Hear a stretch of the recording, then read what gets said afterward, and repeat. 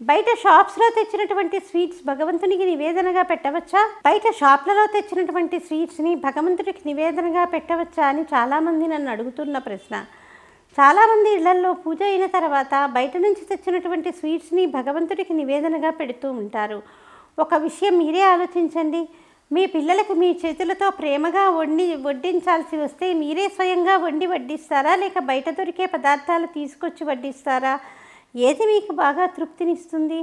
అందులోనూ భగవంతుడికి నివేదన చెయ్యాలంటే మీ చేతులతో స్వయంగా బెల్లపు పరమాన్నం వండి నివేదనగా సమర్పించారనుకోండి, మీకు ఎంత తృప్తిగా ఉంటుంది, భగవంతుడికి ఎంత ప్రీతి కలుగుతుంది. అందులోనూ బయట తెచ్చే పదార్థాలు ఎలాంటి బట్టలతో వండారో మీకు తెలుసా? అసలు శుభ్రతని పాటించారో లేదో కూడా మనకు తెలియదు కదా.